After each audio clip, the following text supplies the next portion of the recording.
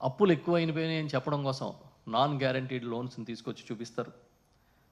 ఒకే అప్పుని రెండు చోట్ల కార్పొరేషన్లోను గ్యారంటీడ్ లోన్లోను కార్పొరేషన్ లోన్లోను చూపిస్తారు. ఈ రకంగా తిమ్మిని బమ్మిని చేసి చూపించే ప్రయత్నం. మేము అడుగుతున్నాం, కాగు లెక్కలు కరెక్టా, కాకి లెక్కలు కరెక్టా?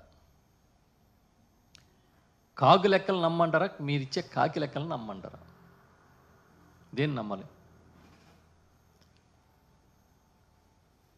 ఒక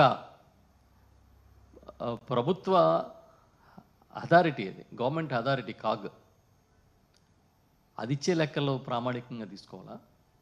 మీ ఇష్టం వచ్చినట్టు కాకి లెక్కలు వేసిన అంకెల్ని ప్రామాణికంగా తీసుకోమంటారా?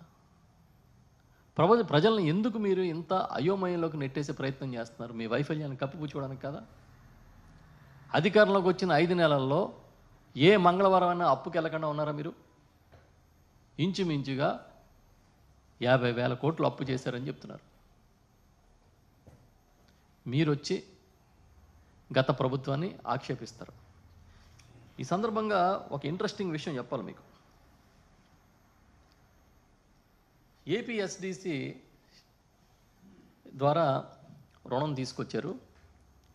తీసుకొచ్చి ఏఆర్ఈటీ అంటే ఈ అడిషనల్ రిటైల్ ఎక్సైజ్ ట్యాక్స్ అని ప్రవేశపెట్టి దాని నుంచి చెల్లింపులు చేస్తూ ఉన్నారు నేరుగా. ఇది చాలా తప్పు. చైనాలో అయితే ఉరి తీసి ఉండేవారని ఆర్థిక మంత్రి గారు మాట్లాడినట్టుగా చూసాం. ఇప్పుడు ఏదైనా సరే ఫ్యూచర్ రెవెన్యూస్ మీద ఆధారపడి అప్పులు తెస్తారు. ఇప్పుడు మిగతా గవర్నమెంట్ తీసుకొచ్చిన రెగ్యులర్ అప్పులు కూడా ఫ్యూచర్ రెవెన్యూస్ మీద తీసుకొచ్చేది. అంటే మనం ఒక ఇంటికి లోన్ తీసుకున్నామంటే భవిష్యత్తులో నాకు జీతం వస్తుందనో లేదా వ్యాపారంలో ఆదాయం వస్తుందనో దాని నుంచి కడతానని తీసుకుంటారు. పైగా దీన్ని ఏమి సెపరేట్గా డైరెక్ట్గా రూట్ చేయలే అప్పు తీర్చడానికి. అది కంప్లీట్గా ఎక్సైజ్ మెయిన్ హెడ్కి వచ్చి అక్కడి నుంచి గ్రాంట్గా ప్రభుత్వం ఏపీఎస్డిసికి ఇచ్చింది.